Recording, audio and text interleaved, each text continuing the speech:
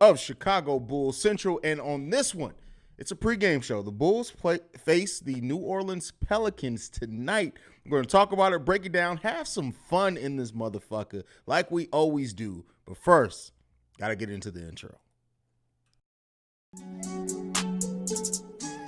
You are now tuned in to Chicago Bulls Central, your number one place for all Chicago Bulls news and content.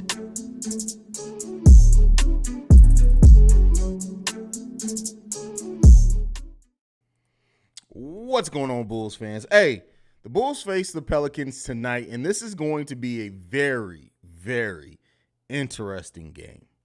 And I say that because the Bulls' interior defense, as we know, is not the best. The Pelicans are coming off a 2-game losing streak, so I'm sure they're going to be firing on all cylinders. Now, the Bulls do play at home. The Pelicans' defense is highly questionable at times, especially during crunch times of games, so hopefully that helps the Bulls out in those areas. But I tell you what, this is not a game that I'm necessarily going into thinking is going to be a cakewalk. The Bulls are going to have to execute very well on both sides of the ball to have a chance in this one, and they're going to have to play tough. They're going to have to play focused on the offensive and defensive end of the ball. They're going to have to use a similar game plan to what they used in that last game against Toronto, just really not letting the Pelicans' defense set up, and we'll see what they can do. We'll see what they can do.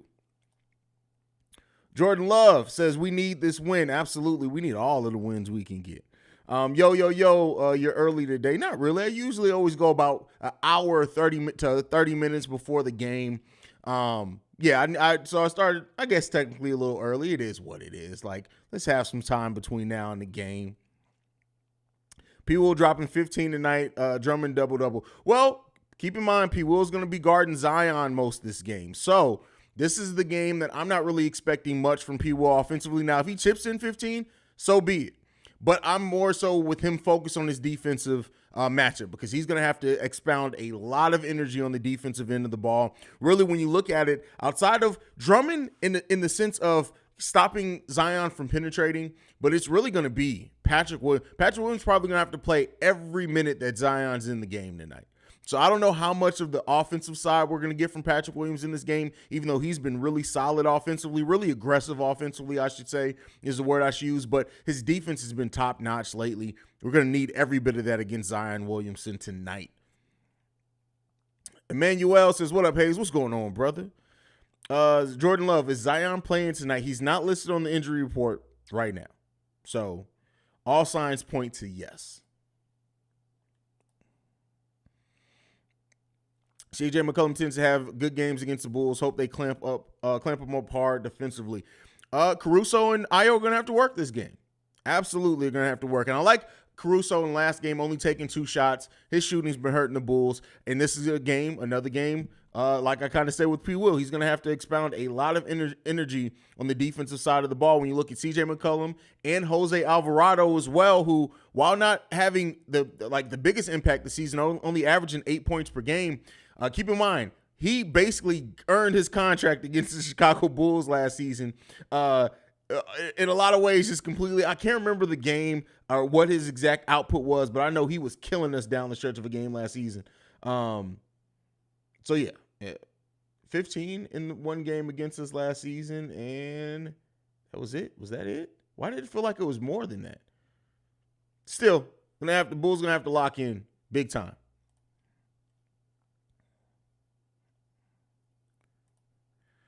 Jamal in the building says, "What's good, bro? Who do you think will be the highest scored?" And I have no idea. I have to see the defense, right? Because you have to look at it this way.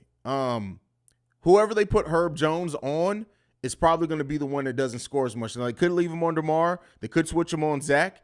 They could go back and forth between on who gets hot. Herb Jones is going to have his work cut out for him as well. I think I'm going to say this. I don't think Vooch – well, this may be a game where Vooch gets us 28-30. This may be that type of game. I believe Ayo can definitely Ayo has the capability to. That doesn't mean he necessarily will. What's up, son? What are you letting the dog in here for? I ain't let him in. Oh, that's not my son. What's up, baby girl? I don't know yet. Why? Call the dog, please. Get Mutt. Always something with these children. Remember, CJ? Here you go. Here you go with the remember. You be tripping on that one. Bro, I feel like Jackson Haize is going to have a big game tonight for the Pels for some reason. I mean, listen, the Bulls always tend to let a role player go off. So in that sense, I mean, it's definitely possible. But Jackson Haize is having a terrible season. Like, let's be clear here. Jackson Haize is having a terrible season. So he's played in 5 games so far this season. He's only averaged 7.4 minutes per game. Now, he's going to play more than that with Larry Nance being out. But he's shooting the ball 20% from the field, 0% from three-point range. He's only averaging 1 rebound. He's not playing good this season. He has a PER of 0.68. So he could very well get on track, right? All that being said, that sounds like the type of player who would literally torch the Bulls.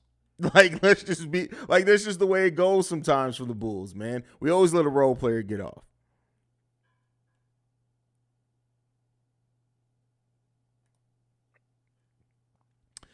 Don't you raise your voice at baby girl. Listen, I'll do whatever the hell I want to do. Stacey K. Who's Stacey K? Look, Shay, if you using the voice to speech or whatever you using, I need you to type it out, brother. Because your typos lately have been legendary.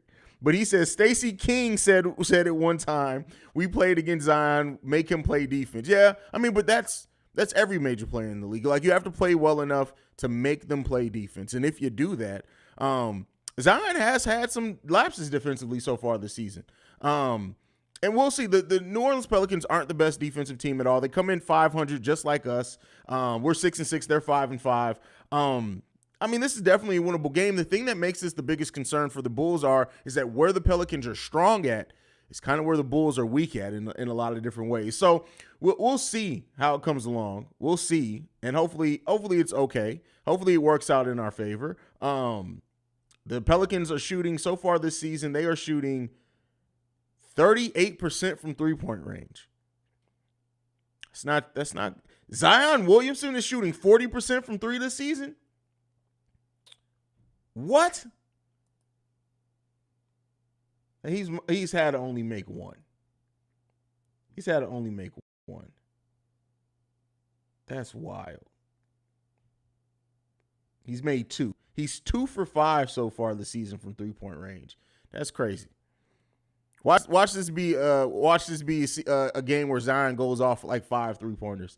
Melvin in the building says, last question, do you think we'll ever see Marco get any minutes? If not, he's that bad to not get minutes. I just feel we're not going to play him, then no use to keep him. Well, keep in mind, he has a contract. So this isn't the NFL where you can just cut anybody.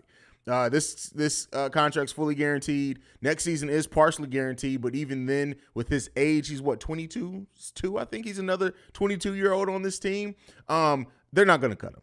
Now, with that being said, right, there have been players that don't get on the floor the first couple of years that don't necessarily turn into superstars, but they can turn into rotational pieces. We'll see with Marco. At the end of the day, whatever Marco's not doing to keep him off the floor, I mean, I just don't know I've always said I don't know what he's going to gain from the G League at this point. To me, in my opinion, even with him not necessarily playing the best, I think he benefits the most from actual playing some NBA games. Like, that's just my opinion. Could be completely wrong on that. We'll see how it ends up working out. But yeah, Marco's just such a weird case, man. While Nance is out, they're going to have some real problems now because he definitely gives their bench a boost. So does Jackson Haize. Well, he could. All I can do is watch the Bulls games because I dislocated my knee. Well, hell, like, rest up, watch some Bulls games, give us some of that energy so that we can win. I mean, sometimes this is how it is, brother. Like, I understand, y'all. I don't know if y'all remember last season when I was on death's door, when I lost 30 pounds in 12 days because of how sick I was. Hey, listen, sometimes Bulls games are good to kind of get you up out of that mindset, get you looking at something a little different. Damn, Marco hasn't played good the last game he only scored 8 points in 20-something minutes. Come on, Marco, bro. I need more than that. How do you do the game before that? Sorry, y'all. I'm just trying to take a look at what Marco Simonovic is doing down in the G League. 11 points, 5 for 14 in the second. Yeah, Marco got to get his shit together, bro. MJG23 says, homesick from work today. Let's go, Bulls. Absolutely, absolutely. Steve-O says, yeah, he probably only shot 2 for 5 from Zion Williamson from the three-point range so far this season. If you were Billy Donovan, would you look to play Dell and Terry? Shay, what you doing, bro? Shay, what are you doing? What are you doing? What is happening with these typos, brother? What is really happening out here? Anyway, would you look to play Dalen Terry these games that Kobe White is out? That way, if we're ready to trade White, Terry would be ready. Well, I think I've said this before. I've gone on record on a lot of episodes this season so far. I think that Dalen Terry should be playing some minutes every game. Whether it is just if you just say, hey, at the very least, we're going to get you a 4 to 6 minute stretch if you play well every single game to kind of build that confidence, build just getting him used to the speed of the NBA game. That's what I would do if I was the coach. But they pay people a lot. Supposed to be smarter than me to make these decisions. Brandon L. Jet in the building says, hello, Haize and chat. What's going on, Brandon? It's a different feel when it's a Bulls game day. I won't lie. I'm in a really good mood. I can't wait to see the Bulls play tonight, no matter what this game ends up turning into or not into or whatever it ends up being. But it's going to be really, really interesting game, man. Chip and Dale and Terry. That's funny. Listen, Shay gonna curse me out one day, bro. Shay gonna curse me the fuck out. I have to throw Shay some shit, man. I really do. That's my dude, though. That's my dude. Looking in this game, right? The one thing that I want to say with this game with the Chicago Bulls tonight that I need more than anything is I need Javonte Green to have a big game. I want to see Javonte just have that game where he just goes off. What was it, a couple games ago? He was 7 for 7 from the field. I need Javonte to have another game like that. Cause it's just different, right? Especially at home in Chicago. When Woo gets going in Chicago, it's a different feel, right? It's a complete you can feel him get that crowd energized big time. That's what I hope to see. I don't know if it'll happen. But that's what I hope to see. I hope Javonte has another big game today. And even with Andre Drummond being back, it's still going to be highly important for Derrick Jones Jr. to have a big night as well. And that by big night, I don't mean scoring. I mean just the way that he impacts the game with his energy and everything like that. Need him to have a big one as well.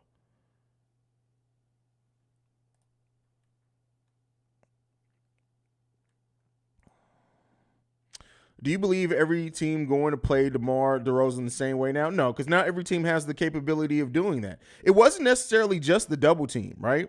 I need people to realize that. It wasn't just the double team that made DeMar be not have his usual impact. It was the combination of the length that the Toronto Raptors have at every position. Not every team has that. So, no, that's not a blueprint that I think every team – because if you just double DeMar, but you don't have the length to still cover the passing lanes like the Toronto Raptors do, it's not going to be as successful. So, I don't think that that's going to be a blueprint that every team may try it, especially in crunch time, but they're not going to try to do it the whole game long like Toronto did. James Jameson, I'm late. What's good, Haize? You're only a few minutes late, though. Less than 15 minutes. What's going on there, brother? 8 lives. Yes, Javonte, I was just thinking that because he may have to stick Zion. Well, outside of just the Zion of it all, I just mean by the fact that when Javonte has big games, whether it be defensively, whether it be offensively, whatever it is, the energy that brings to not only the team but the crowd, especially at home, it just adds a whole nother dynamic to the game. So I hope to see him do that.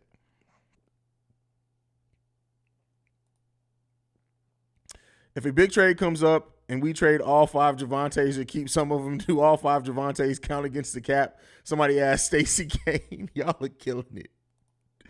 Oh, man. Green and Gordon and DJJ has to be huge this game. Very much needed. Also, Alex. Yeah, but in a different way. You just basically said the bench. The bench needs to have a big night. Yes, they need to have a big night. But it's like I think with each one of those players is they bring all something different. The way that Gordon runs that offense and shoots the ball. But not only now, we're seeing Gordon get to the lane, right? Like put the ball on the floor. It's not like he has a fast first step or anything, but it's just the way that he moves out there.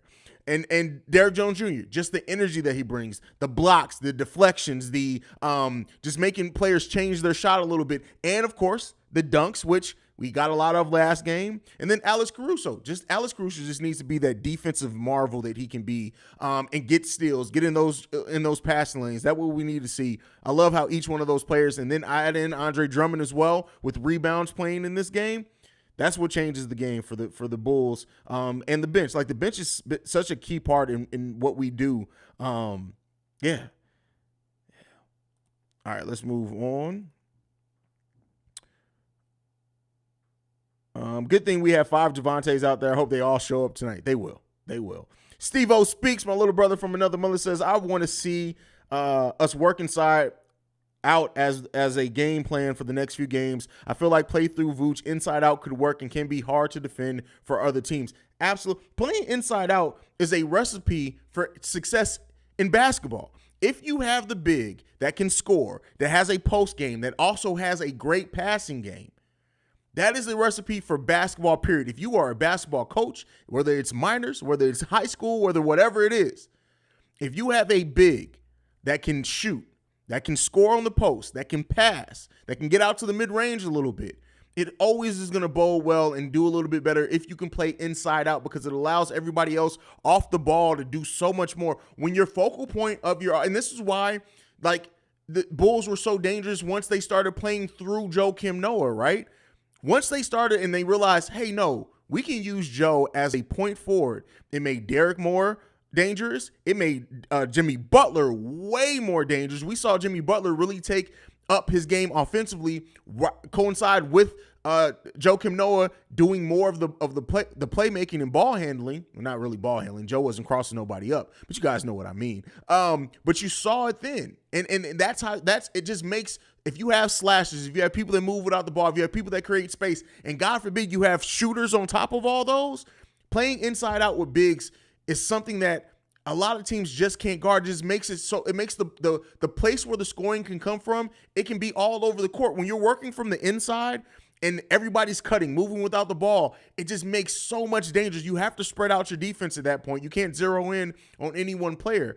And that's what makes that version of the game, that's what makes that play style such a dangerous play style. And hopefully the Bulls do that. They've done it at times this season. They've gotten away from it at certain times as well. Vooch has been playing pretty good throughout this whole season. He had some up and down games, but I really would love to see that. Bulls by 10 tonight. Remember I said that's from Jay Glover. Man, I hate that Alvarado Grand Theft Auto move, but somebody just showed me him doing it to LeBron, and I loved it. Oh, yeah. I mean, Alvarado he got some skill. Pat and Zion will battle today. I expect Pat to have a big game defensively and possibly offensively. We see a battle between the two of them. I mean, that would be such an interesting thing down the stretch if this turns into Pat versus Zion, right? They're not necessarily saying that Pat is going to like run this offense through Pat, but if it just comes to like they're trying to get a bucket and crunch and Pat is just like, hey, Zion, you're going to have to kill me to score on me. That's going to be such an interesting and fun thing to watch. Real talk. Shay in the building. I don't know why, but every time I see Herb Jones play, that makes me excited for Dalen Terry in about 3 years. That is a great point. Like, Dalen Terry is kind of a Herb Jones with a higher offensive upside. Way higher offensive upside than Herb Jones. And Herb Jones is still what? I think Herb Jones is averaging double-digit points.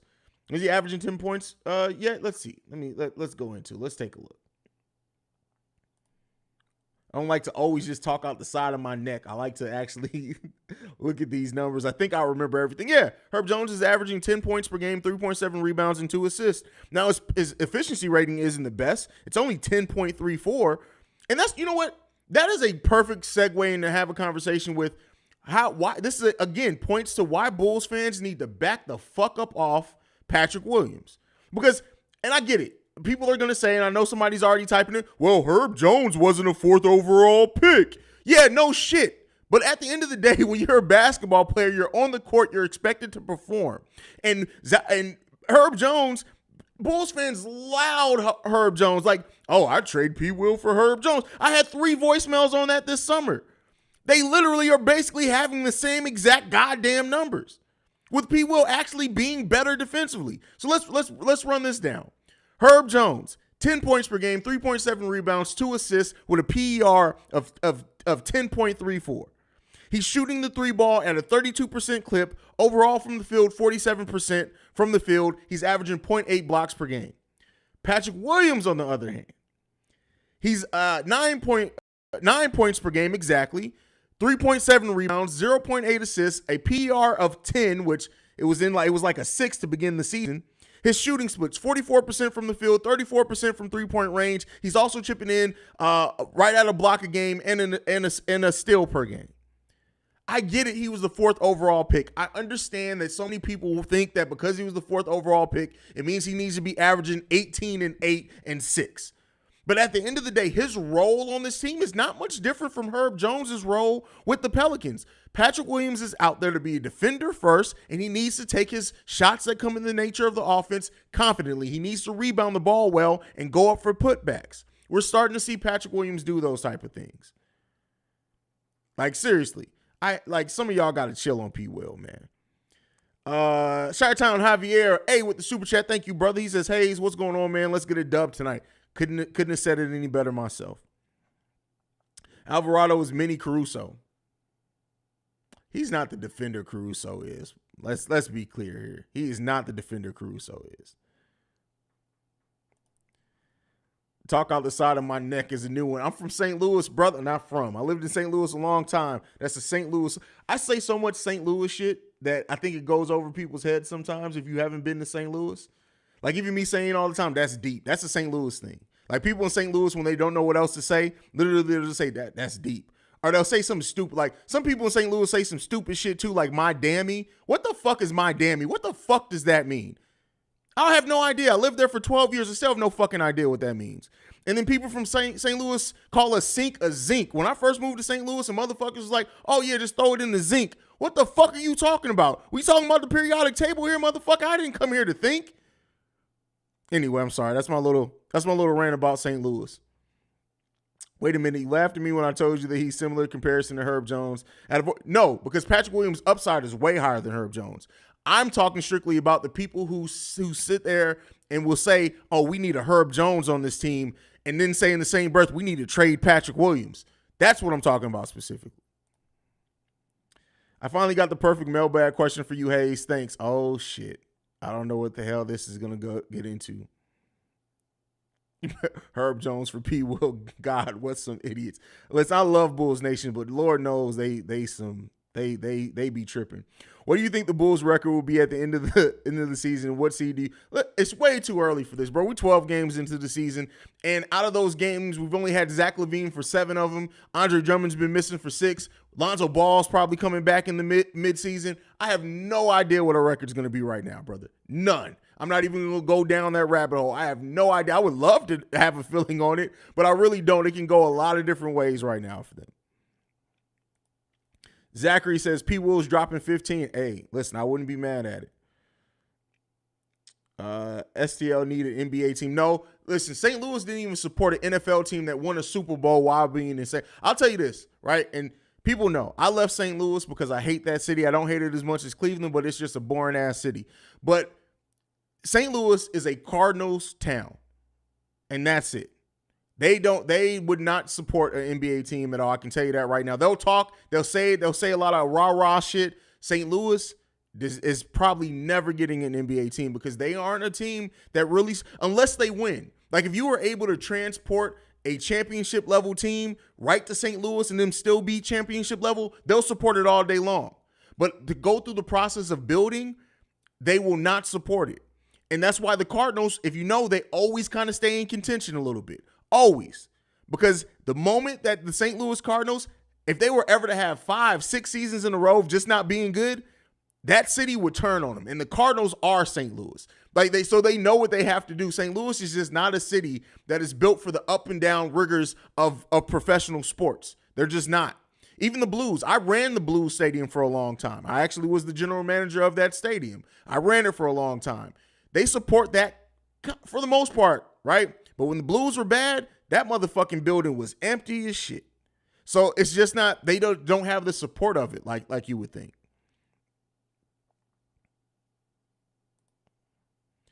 Do you hear what those guys on ESPN was saying about the Chicago Bulls? I don't know what the show called, but you can tell they don't check any of the Bulls games. I don't listen. I don't go to, and this is a little peek behind the curtain. I do not go to the ESPN for any coverage on any of my teams. I go to people like CHGO. I go to people like the Bulls Show with Aiden. I go to places like the Windy City Breeze. I go to places like Marcus Couch. I go to places with the people who are passionate about it, because guess what? Unless Chicago, if the Bulls were a championship level team, then I know they would pay attention, because they would have to. The Derrick Rose era, they had some pretty good coverage on the Bulls. You know why? Because they had Derrick Rose. But that's it. Like, I don't go to ESPN. I don't go to any major outlets for my sports coverage. I just don't. Like, for my teams, I just don't, because they suck. They suck ass. So I just don't do it. Ringo said they called Goran Gorgie when he was in Miami. That is country. Will Levine take advantage of DeMar doubles and be the superstar we need him to be? I mean, yeah, he will. He's still working himself into rhythm, but yes, Zach is going to be good. I'm telling you guys, Zach is going to be good. Zachary says, I need that See Red, Don't Be Red outro back. My outros, if you notice, like, lately I've been doing this thing where it's, how I've been doing the outros lately. I throw in See Red, but I don't say the Don't Be Red. The Don't See Red, Don't Be Red thing came up because that was while the Bulls were in the middle of a losing streak, and Bulls fans were just, oh my God, the sky is falling. Oh my God, we should have never signed DeMar. Oh my God, like all of that shit. So it was like, hey man, don't be red. Y'all got to chill out. Like, I'm sure it'll come back at some point. Just sliding through. How was your day, Haize? I'm doing good, MC Season. How are you, brother? Most people from St. Louis are Bulls fans. Listen, I'm not from St. Louis, right? I've just lived there for 12 years. But I'll say this. Basketball, there actually were quite a bit, surprisingly, Cleveland Cavaliers fans in St. Louis as well. But I think a lot of our Bulls fans too, but it's not as much as you probably think.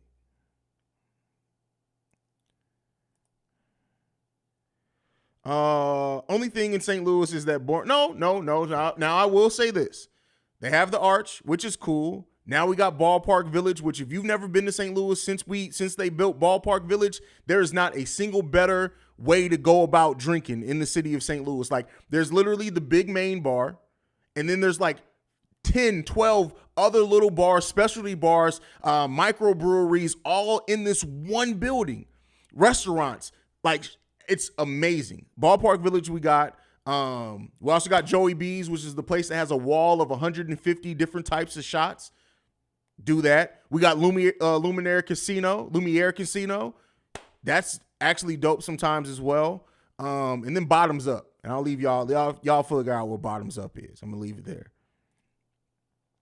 You're the general manager of... No, I was the general manager of the stadium, not the team, the stadium. Meaning that I ran like the food and beverage operations, the club operations. I ran everything there. I was of the stadium, not of the team. Not of the team. P-Will better put his big boy pants on. He got to be ready. Got to be ready. That shit was funny. Shout out to Brazil. What's going on, Gabriel? Shout out to Brazil, brother.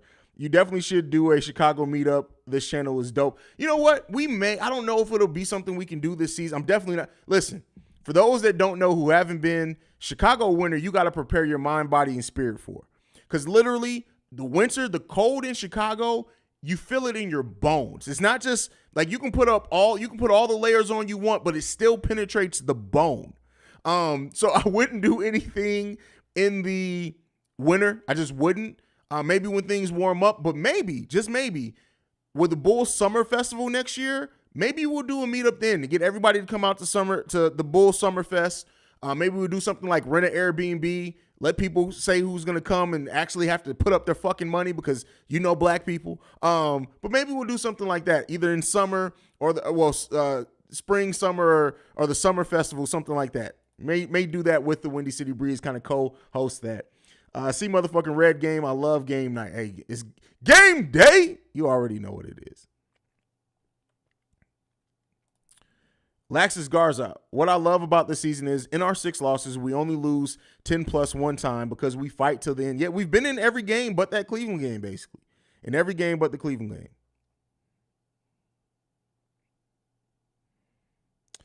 How do you feel about the AD to the Bulls? That's bullshit. It's not happening. I'll tell you that right now. It's not happening. St. Louis got some. Oh yeah, especially if you go on the hill. The hill. Oh my Jesus, the food on the hill is magnifique. It's a beautiful, beautiful thing.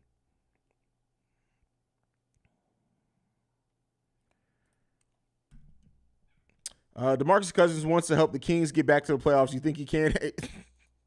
I'm gonna leave that alone. Oh, this man Haize was freaky as hell at bottoms of that. Don't even worry about that. What were you doing when you lived in Germany? I was a kid. So I grew up in Germany, Italy. My parents were in the military. My parents met in the military. My mom got out. My dad stayed in. We were stationed over in Germany. So I was a fucking kid. That's what I was. Do you think Isaiah Thomas could add some shooting to our team? No, we don't need any more guards. We're good on the guards. We're good at that. Chi-Town Javier, Chicago winter, Michigan. Oh, listen. That's why people in Detroit suck so bad. It's dealing with that winter. Sub Haize, it's 8:32 a.m. here in the Philippines, waiting for the game during class. Hey, listen, bro. You got to do what you got to do, man.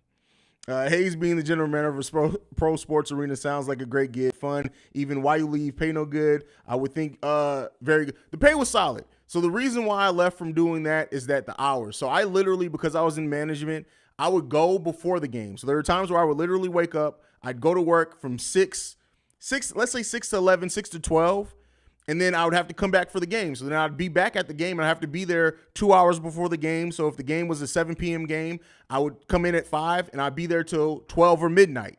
And so with having kids and things like that, it didn't work with my schedule anymore. So I had to go to something with a more strict, straight line schedule because that come in the morning, come back at night shit.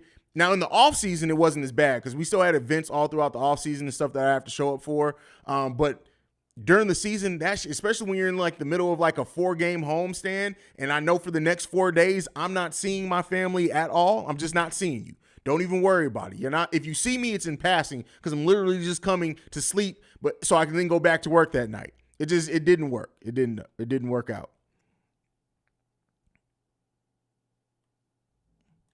I heard the food on the hill it was, but now they've started expanding. So what happens historically, years and years and years, the food on the hill was only Italian food.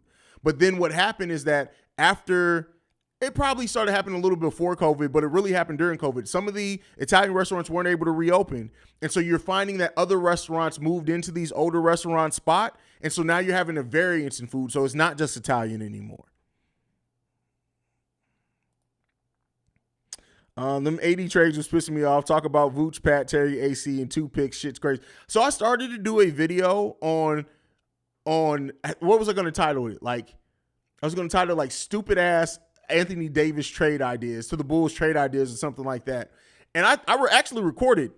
I recorded about half of it. And then halfway through recording, I was like, listen, I'm just eviscerating all this shit. And it's no point in me posting a video where literally it's like, oh, you want Alex Caruso, DeMar, and yeah, that's stupid. That's literally all I was doing. I was like, yep, this is stupid ass motherfucking trade. Bleacher Report is dumb. They're dumb as shit. Why the fuck? Like, that's all the video was. And I was like, you know what? I would either have to do it one or two ways. It would either have to be Petty Roosevelt reads this.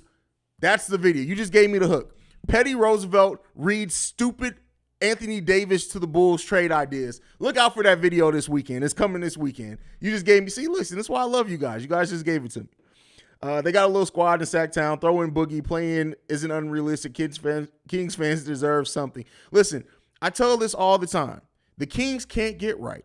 The moment that the Kings try to make the playoffs and try to make additions to make themselves a playing team, they're going to be the worst team in the league. The moment they decide, hey, listen, we're not quite there, we're going to start tanking for Victor Wembanyama, they're going to win every game after that. It's just, the Kings can't get right. They literally can't get right.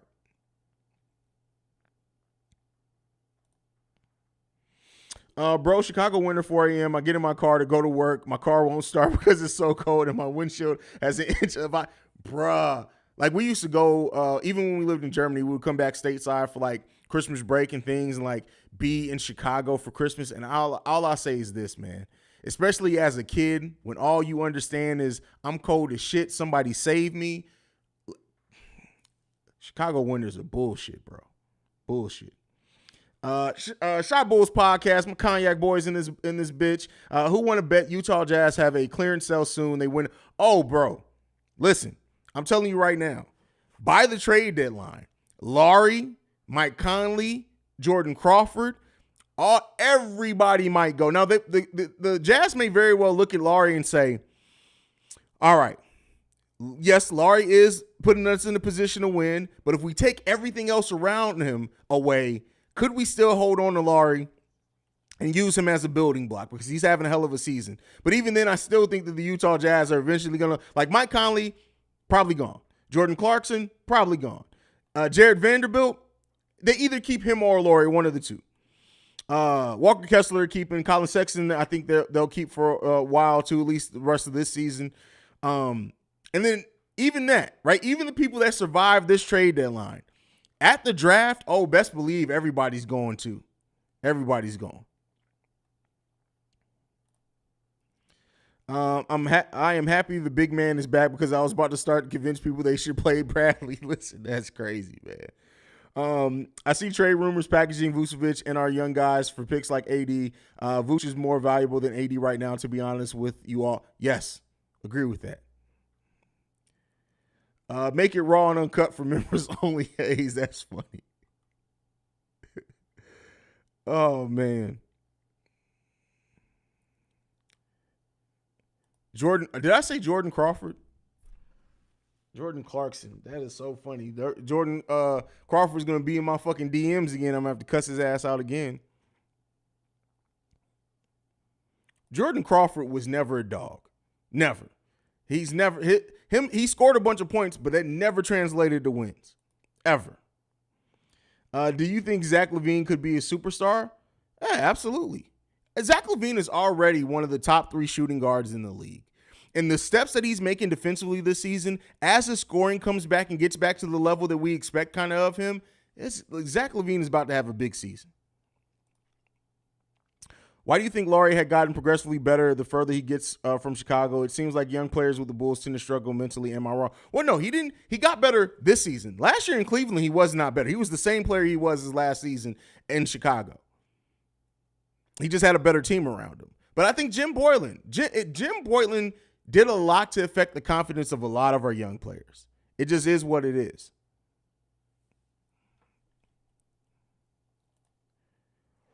Would you like to see Bulls pursue Jared Vanderbilt? He could be our back. Listen, I love Jared Vanderbilt's game. I love his ability to stretch the floor. It's not like you want Jared Vanderbilt to be out there taking a lot of volume threes, right? You don't want that.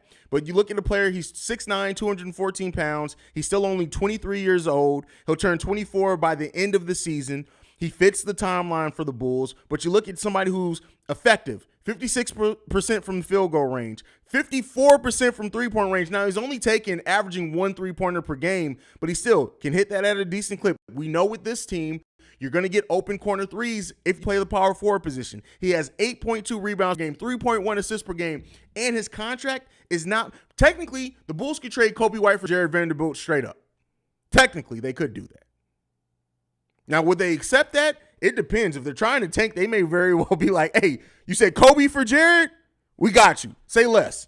Deal's done. But I would absolutely take Jared Vanderbilt. Like, I love Derrick Jones Jr. Don't get me wrong. While Jared Vanderbilt is not the athlete that Derrick Jones Jr. was, if you even had to include Derrick Jones Jr. and Kobe White for Jared Vanderbilt, I'm doing that every step of the way because he's a better defensive player. He has way more upside of being only 23 years old.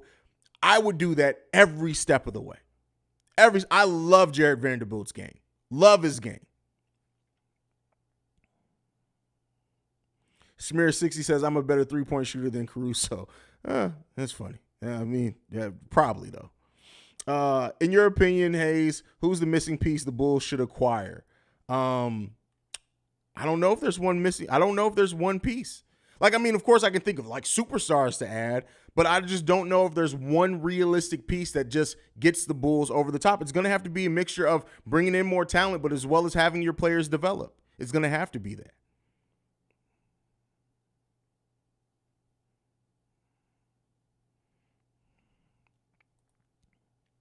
Laurie would fit this team so well right now. Much needed shooting and size, moves well without the ball as well. Well, now he does. Absolutely. Is Victor Wembanyama being overhyped? I think a little bit, right? There's always a little bit to that. A little bit. That still does not mean, like, technically, I'll say this. I think LeBron was a little overhyped just because of his youth, but he lived up to the hype, right? Anytime you have somebody that young that you can say, all right, he's going to be one of the best players in the league, that's just my mindset. I automatically think overhyped. Or I automatically think that. Because I haven't played an actual NBA game yet. But just because he's overhyped does not mean he's not going to live up to the hype. Now, the thing that goes against Victor Wembanyama, in my opinion, is every unicorn that comes into the league, what have they really done, right? Now, you can say Joel Embiid, but when you are in Jokic, but when you look at players like Kristaps Porzingis, ended up not doing shit. People don't remember Dragon Bender, who people thought was literally going to be the next Dirk as well, didn't end up doing shit. And he was a fourth. You talk about a bad fourth overall pick? Go and look up Dragon Bender. That's a bad fourth overall pick. He couldn't even get on the court for his team. Lauri Markkanen was looked at to be a unicorn. Now he's bringing his game around, but I don't know how it's going to work out for Victor Wembanyama, but he could very well live up to all of that. He very well live up to all of it. Chicago Bulls Central, what's your long-term opinion on this Bulls roster? What do you see our roster looking like 3 to 5 years? And do you think a championship is possible within the next 5 years? And that's from Protini X Plays. It's a hell of a name. I think it is, but it's going to have to for the Bulls to be in championship contention next season. Within 5 years, Io and Patrick Williams both have to hit, meaning they both have to develop in a way that is hugely impactful for the team's success. I think the Bulls also would have to go out and get a marquee free agent. Keep in mind that or they would have to draft well. Not in this upcoming draft, but the next draft where the Bulls do have their own first-round pick. That's the rumored first year that they are going to be allowing high school players to come back in the draft. If the Bulls in that draft, keep in mind, so that means you're basically having a double draft. You're going to have the college players that were the one and dones, and then you're going to have a lot of the younger players coming right out of high school come into that draft. If the Bulls hit on that draft and that player ends up being somebody who goes the fuck off, then yes, the Bulls could. It's gonna take some things. I love the Bulls roster overall. I like the mix of the youth that we have on this team, the potential that we have on this team, and the surefire veterans. But somebody's gonna have to develop and hit on that potential for the Bulls to be able to get into that spot. Shy Bulls podcast says Victor Wembanyama going to struggle. Seen Shaq's son lock him up. Not high on basketball playing light poles. See. And I understand that, right? I understand that. Would you trade Cam Reddish for Kobe? No, I would not trade Cam Reddish for Kobe White. Even though Cam Reddish, it seems like he's earned the trust now of Tom Thibodeau, which shout out to him because that's hard to do when Tom Thibodeau starts off not believing in you. But I wouldn't do that. I wouldn't do that, in my opinion. Well, it depends. If they were to take him straight up, then possibly, because I look at Cam Reddish's defensive upside being way higher than Kobe White. So at the bare minimum, I think Cam Reddish could be a very solid defender in the NBA. But I don't know. I'm of two minds with it, right? Because, yeah, in some area, you may lose Kobe White for nothing, and Kobe White may be nothing. But I don't know, man. I go back and forth on this every time this question comes up to me. Victor Wembanyama going to struggle seeing I already read this one. Emmanuel in the building says, I agree with you, Haize. Vanderbilt could be another guy on the roster that could guard players like Giannis, KD, and Tatum. Listen, and we talk about AK. If AK had his perfect roster, it'll be built similar to the Toronto Raptors, meaning that you have players that are tall, long, can play multiple positions, and can guard multiple positions, right? Because this is the difference. There are a lot of players that can play multiple positions but can only guard one position. So having a player like Jared Vanderbilt added to this bench, he can play the 3, he can play the 4, right? Knowing Billy Donovan, he may even play some small ball 5. But then you look at adding Jared Vanderbilt to this team, what that could mean for the defense coming off the bench, right? It could be huge. It could be. I would be ecstatic if if a trade was announced that the Bulls moved Kobe White and Derrick Jones Jr. for Jared Vanderbilt. I would be through the roof on that. Through the fucking roof on it. And I love the way that Derrick Jones Jr. has played for us so far this season. And I was the guy last season saying the Bulls would be crazy to trade Kobe White that season. But at this point where it is now, Kobe is having the worst season of his career statistically, albeit 7 games. But I won't lie, it's some concern. The regression he's shown in some areas is definitely some concerns there. Chi-Town Javier says, with Wembanyama, he has the potential to change the way the league is played. I like the point there. Definitely. The potential to, absolutely. Absolutely.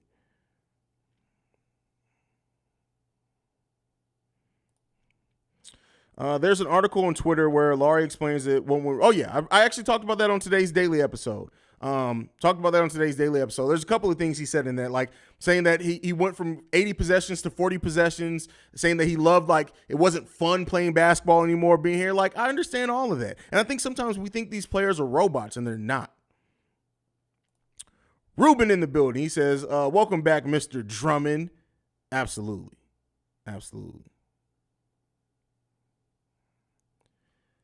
All right, y'all. We about 10 minutes away from game time. Little Cam not welcome in Oakland? Wait, what?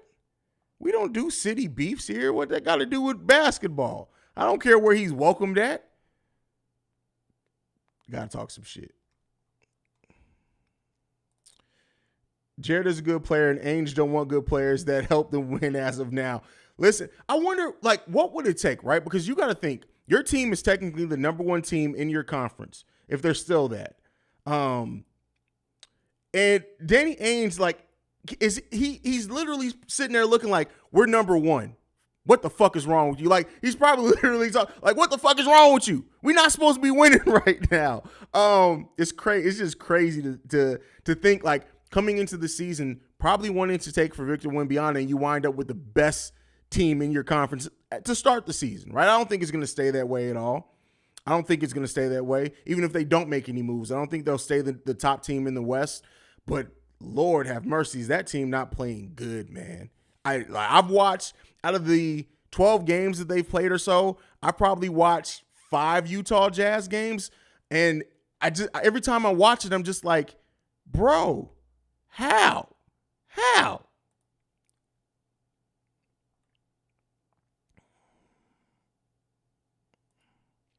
What's your thoughts on reports about Isaiah Thomas wanting an apology for Michael Jordan regarding how he was portrayed in love? I love how Isaiah Thomas said, I'm from the west side of Chicago. I can keep this going all day. You think Jordan gives a fuck? Jordan, listen, at this point, Jordan's the owner of the team. That man ain't tripping off no fucking Isaiah Thomas. He can wait for an apology all day long. That shit ain't coming. I can tell you that right now. That shit ain't coming. It is not coming at all. It's not coming. That's it. It's not coming.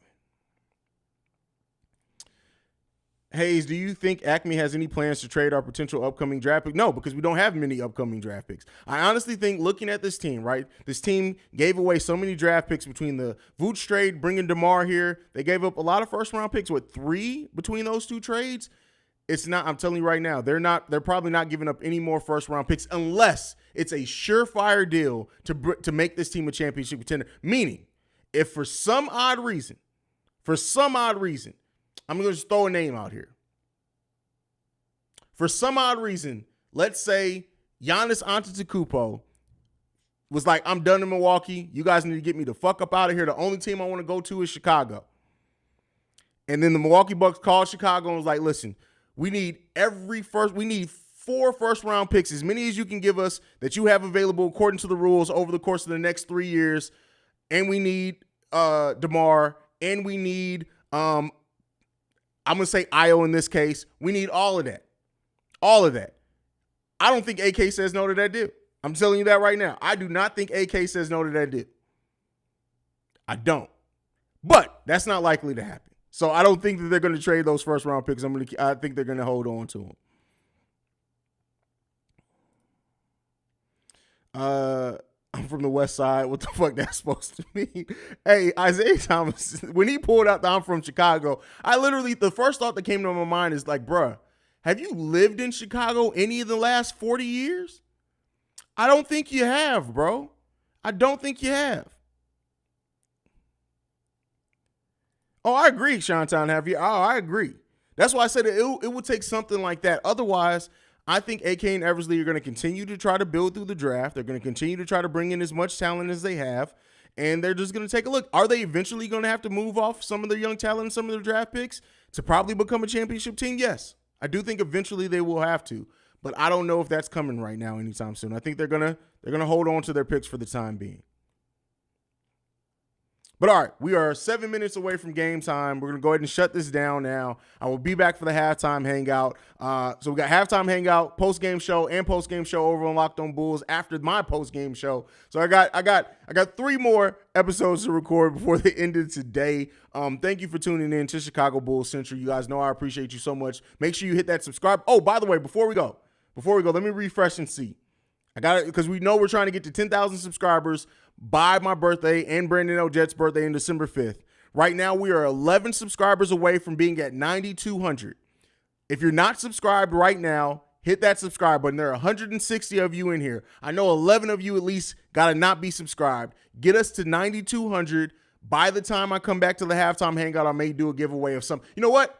If we're at 9,200, by the time I do a halftime hangout, I will give away a Chicago Bulls Central long sleeve tee for the winner. I will give that away. But we got to be at 9,200 by the time I log in to do the halftime hangout. That is 11 subscriptions away. So if you're not subscribed to the channel, subscribe now to get us to 9,200. We need 11 of you guys to subscribe. Go ahead and subscribe. Get on that as we keep trying to get to 10,000 subscribers by me and Brandon's birthday. But that is it for me for right now. I'll see you guys at halftime. Like I like to end everything on. Go Bulls. See red. Don't be red. Love you guys. Peace, y'all.